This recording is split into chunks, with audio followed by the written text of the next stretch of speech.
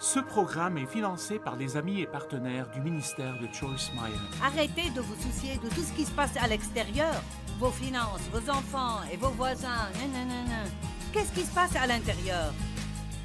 Le Christ est en moi. La même puissance qui a ressuscité le Christ d'entre les morts habite en moi. Je peux faire tout ce que j'ai besoin de faire à travers Christ qui me fortifie.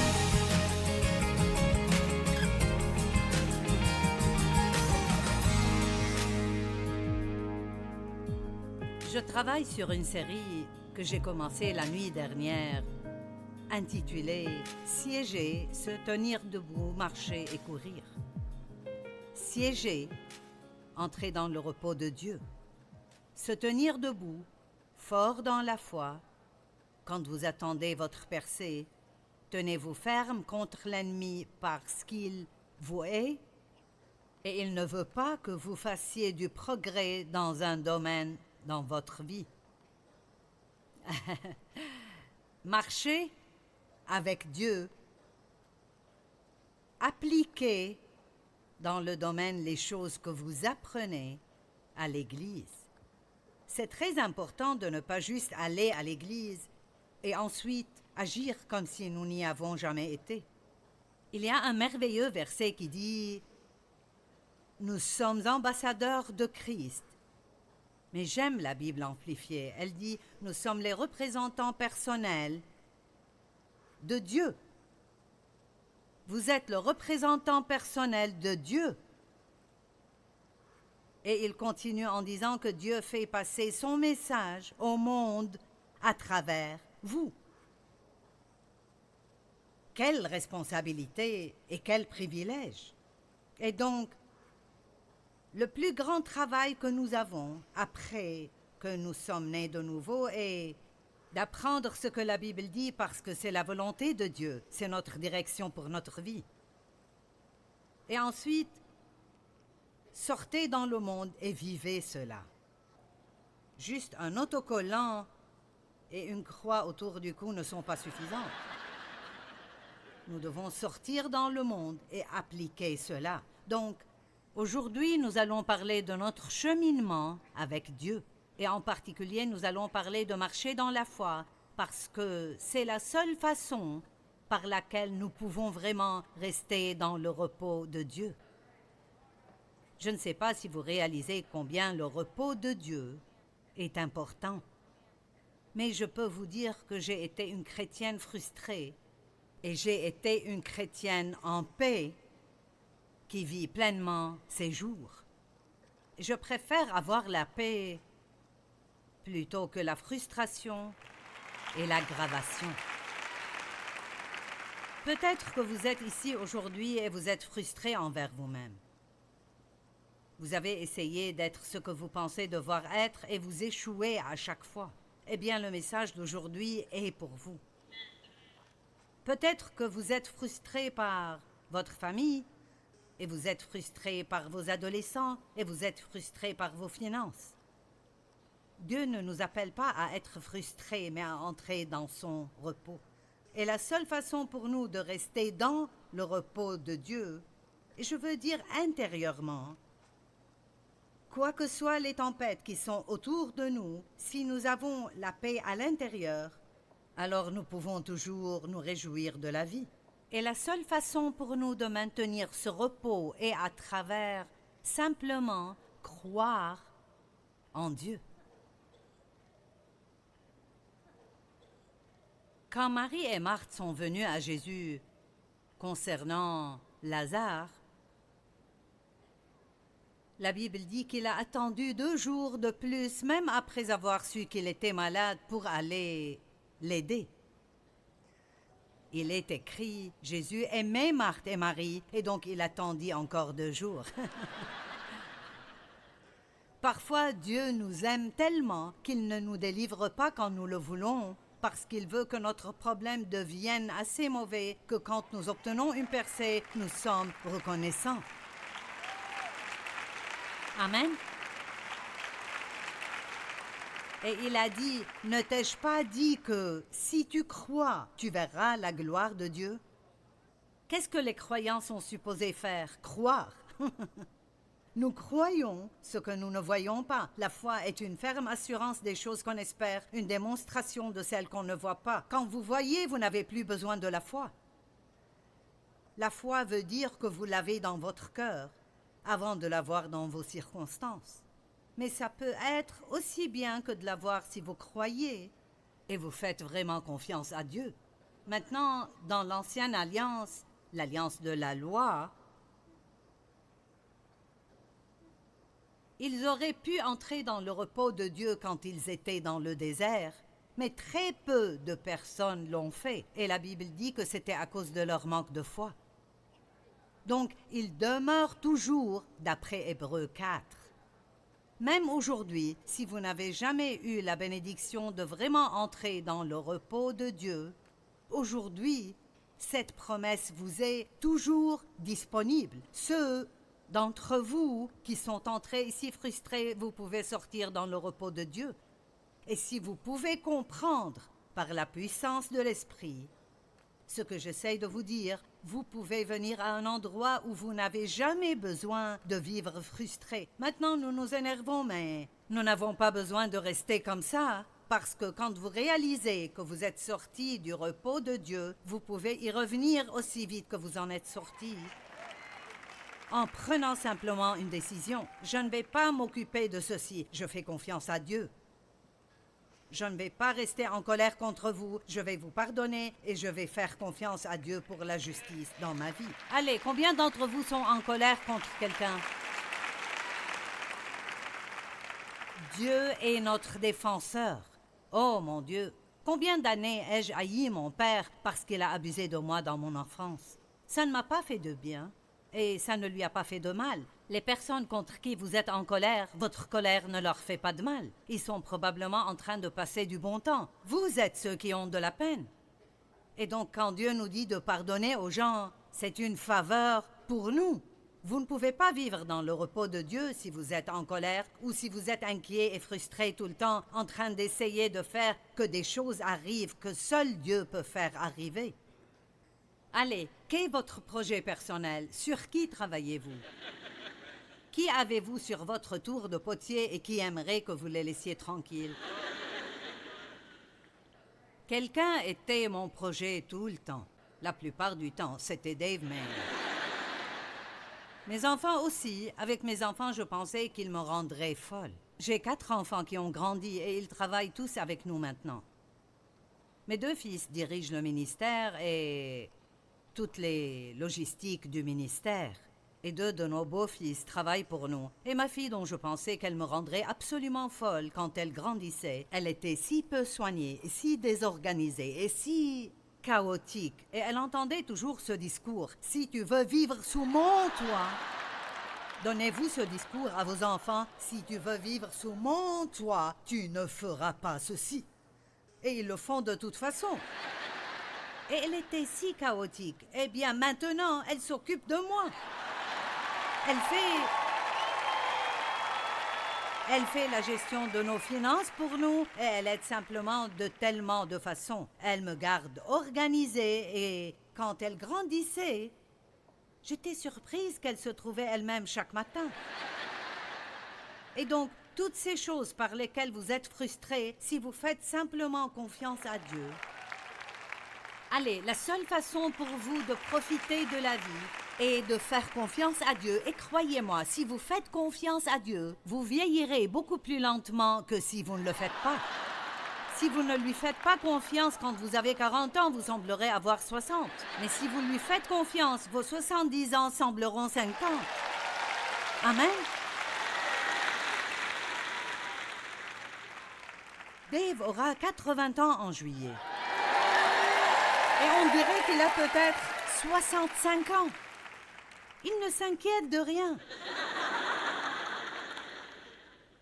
Si vous aimez Dave, ça va. Si vous n'aimez pas Dave, ça va.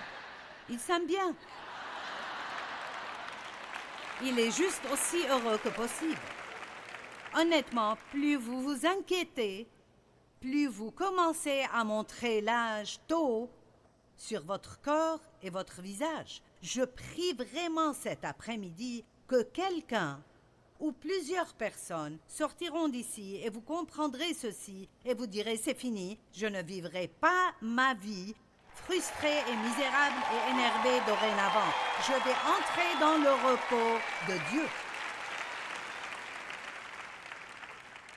Hébreux dit, c'est nous qui avons cru, qui entrons dans ce repos. Dans l'Ancienne Alliance, quand le grand prêtre entrait dans le Saint des Saints, une fois par an pour l'expiation des péchés, il devait aussi expier ses propres péchés. Et il avait de petites cloches et des grenades qui garnissaient le bas de sa robe. Et cela avait un sens, parce que l'alliance dans laquelle il vivait était une alliance d'œuvres. Et donc, tout le temps où il était dans le Saint des Saints pour faire tous ces rituels pour l'expiation des péchés, il saupoudrait du sang et faisait toutes ces choses, tous ces lavages spéciaux. Les personnes à l'extérieur pouvaient entendre ces cloches sonner au bas de sa robe. Et il y avait une corde attachée à sa cheville. Je n'invente pas cela, c'est vrai, il y avait une corde attachée à sa cheville. Et les personnes dehors tenaient l'autre bout de la corde. Et si les cloches arrêtaient de sonner, ils savaient qu'il avait fait une faute et était mort. Et ils ne pouvaient pas y aller après lui parce que seul le grand prêtre pouvait entrer là-dedans une fois par an et il le tirait de là. Il n'y avait pas de chaise dans le Saint des Saints. Il n'y avait pas d'endroit où se reposer sous l'Ancienne Alliance parce qu'il n'y avait que les œuvres, les œuvres, les œuvres, les œuvres.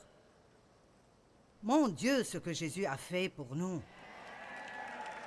Seigneur, aie pitié. Quelle bonne nouvelle ça aurait dû être pour les Juifs quand il a dit « Tout est accompli sur cette croix. Tout est accompli, tout est accompli. » La chrétienté ne commence pas par une tâche, elle commence avec ce qui est accompli.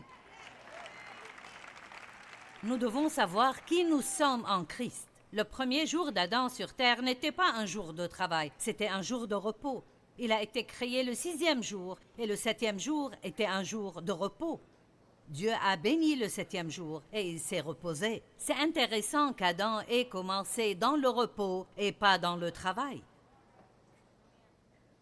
Et nous devons réaliser que Dieu ne nous a pas appelés à travailler dur pour nous changer nous-mêmes, pour que nous puissions être vraiment bons. Il veut que nous ayons une relation avec lui et ensuite que nous voulions faire ce qui est bon à cause du débordement de cette relation avec lui. Ça ne viendra pas parce que nous essayons très dur d'être bons ou nous essayons très dur de nous changer nous-mêmes. Eh bien, Jésus est notre grand prêtre et il n'a pas besoin d'expier ses propres péchés parce qu'il n'a jamais péché.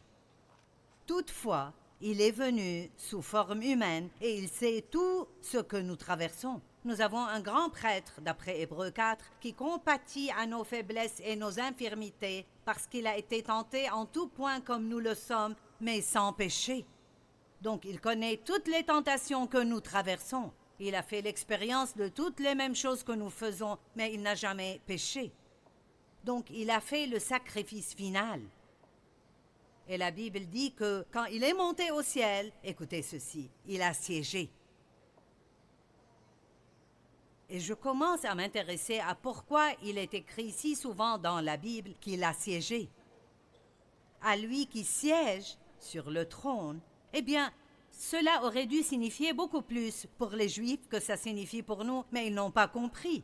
Je peux vous expliquer que dans cette ancienne alliance, il n'y avait pas de chaise dans le Saint des Saints, il n'y avait pas de place de repos, aucune façon de se reposer. Mais maintenant, Jésus siège.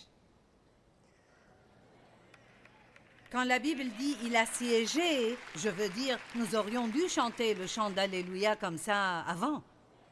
Alléluia, Alléluia, Alléluia, Alléluia. Il a siégé, tout est accompli, Alléluia, Alléluia. Je peux me réjouir d'être une chrétienne. Je ne suis pas une chanteuse, alors c'est pourquoi ils ne m'ont pas donné de micro. Mais la meilleure nouvelle, même la meilleure nouvelle, se trouve dans Hébreux 2:6, où il est écrit « Et nous siégeons en Christ, avec Christ, dans les lieux célestes ». Vous rendez-vous compte qu'étant en Christ, tout ce qu'il a obtenu, vous obtenez? Maintenant, nous pouvons vivre nos vies du point de vue privilégié de siéger en Christ, ce qui signifie que nous pouvons faire tout ce que nous faisons étant entrés dans le repos de Dieu. Le repos que Dieu nous offre est un repos surnaturel. Et ce n'est pas un repos du travail, mais un repos dans le travail. En d'autres termes, maintenant, c'est la 3e fois que je fais ça, depuis que j'ai commencé à 7 heures hier soir. Et donc, mon corps est fatigué, mais mon homme intérieur est renouvelé à cause de Christ. Je suis pleine de vie à l'intérieur, même si mon homme extérieur est un peu fatigué et je serai fatiguée ce soir. Quand ce sera temps de dîner, je ferai... Mais à l'intérieur, allez Église, si vous l'avez à l'intérieur, si vous avez cette vie à l'intérieur, l'apôtre Paul a dit, et même si mon être extérieur se détériore peu à peu, intérieurement, je suis renouvelé. Amen. J'aurai 77 ans dans 4 mois et je me sens tellement vivante à l'intérieur. Amen. À l'intérieur, ça représente votre état à l'intérieur. Arrêtez de vous soucier de tout ce qui se passe à l'extérieur. Vos finances, vos enfants et vos voisins. Qu'est-ce qui se passe à l'intérieur? Le Christ est en moi. La même puissance qui a ressuscité le Christ d'entre les morts habite en moi. Je peux faire tout ce que j'ai besoin de faire à travers Christ qui me fortifie. Mais tout doit être fait du point de vue de siéger. Mike, peux-tu venir vite fait? Je faisais cela moi-même, mais j'en ai fini avec ce genre de truc maintenant. Allonge-toi, mon frère. Voyez quel pouvoir j'ai. Chaque personne qui vient à Christ vient dans cette condition. Je suis fini. Je ne peux rien réparer dans ma vie, je ne peux rien faire. Jésus, si tu me veux, me voici. Si nous pouvions rester ainsi, nous serions mieux lotis. Je veux dire en fait avec cette attitude, Dieu, je ne peux pas le faire, mais si tu le peux, me voici. Maintenant, si vous pensez à un bébé, il commence de cette façon. Et les bébés chrétiens commencent de cette façon. Et ce n'est pas un problème, mais si vous êtes dans le royaume depuis 30 ans et vous êtes toujours allongé, il y a un problème. Ainsi, la première chose qu'un enfant apprend à faire est de s'asseoir. Alors, Pasteur Mike, pourrais-tu t'asseoir? Très bien. Les bébés sont fiers d'eux-mêmes lorsqu'ils apprennent à s'asseoir. C'est quelque chose d'important. Et ainsi, la première démarche que doit faire un chrétien est d'apprendre à siéger en Christ. Allez, comprenez ceci. Ne me regardez pas comme... Et une fois que vous avez appris à vous asseoir, vous pouvez vous lever. Donc maintenant, vous pouvez vous tenir contre l'ennemi, vous pouvez rester fort lorsque vous avez des obstacles et des difficultés, vous pouvez vous tenir debout dans la foi. Mais vous ne pouvez pas passer de la position couchée à la position levée. Ce n'est pas possible. Vous devez d'abord apprendre à vous asseoir. Et disons juste que vous marchez en tant que chrétien. Marche un peu pour nous. Vous marchez en tant que chrétien. Maintenant, disons que vous faites une erreur, vous péchez et vous tombez.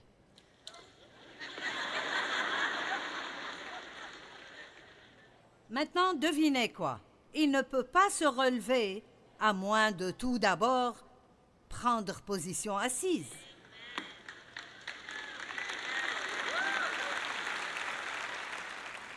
Allez, comprenez ceci. Donc, ce que cela signifie est que lorsque vous faites une faute et vous péchez, avant de pouvoir vous relever et reprendre votre marche avec Dieu, vous devez à nouveau entrer dans le repos de Dieu. Allez, allez, comprenez. Allez. Et vous ne pouvez pas rester en colère contre vous-même tout le temps parce que vous n'êtes pas le spécimen parfait de la chrétienté. D'accord, tu peux marcher. Maintenant, cours ta course, frère. Très bien.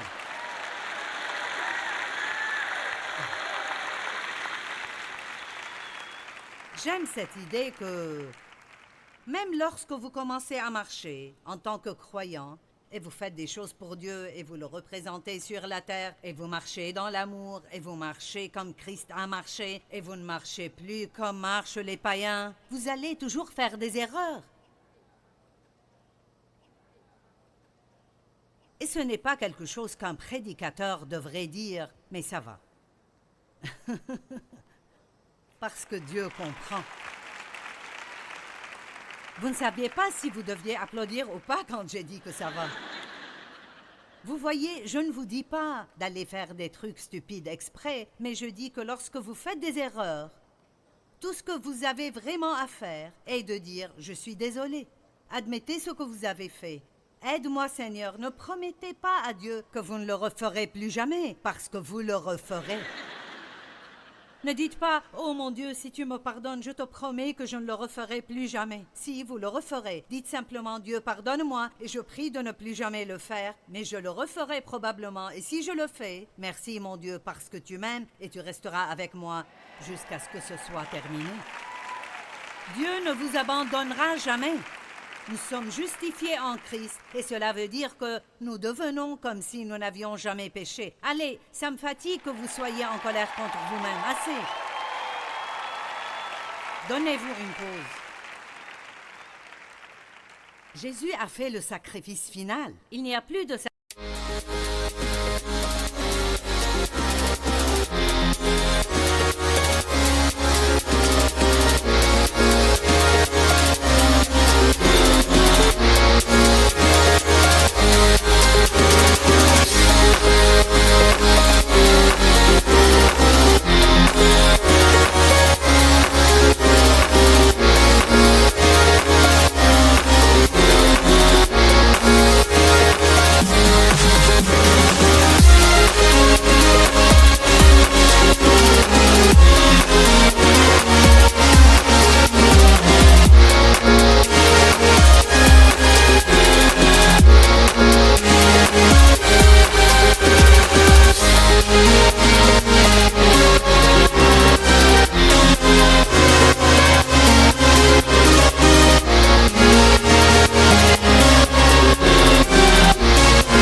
Qui soit nécessaire. Plus maintenant. Il n'a pas besoin de votre remords afin que vous payiez pour vos péchés. Allez, je veux que quelqu'un soit libéré aujourd'hui. Si seulement une personne est libérée aujourd'hui, je peux rentrer chez moi heureuse. Mais j'espère que ce sera plus qu'une. Donc, je me souviens d'un incident en particulier. J'étais allée faire du shopping et je me culpabilisais. Et je me suis garée à l'arrière du parking pour pouvoir marcher lentement et pathétiquement jusqu'au magasin. Si vous vous sentez mal dans votre peau, vous pourriez aussi bien vous abattre. Et j'ai entendu le Saint-Esprit dire « Joyce, comment comptes-tu surmonter ce péché ?» Eh bien, je connaissais la réponse. J'ai dit « Oh, je vais recevoir le sacrifice que Jésus a fait quand il est mort pour moi. » Et le Saint-Esprit a dit « Oh, et quand prévois-tu de faire ça ?» Combien d'entre vous savent que Jésus est mort pour vos péchés? Combien d'entre vous croient qu'il a payé le prix de vos péchés? Très bien. Alors, quand allez-vous le recevoir et vous pardonner vous-même? Allez, quelqu'un doit être libéré aujourd'hui. Certains d'entre vous portent toujours des choses depuis 10 ans et vous vous sentez mal concernant ce que vous avez fait il y a 10 ans. Cela ne vous aide pas et cela n'aide pas Dieu.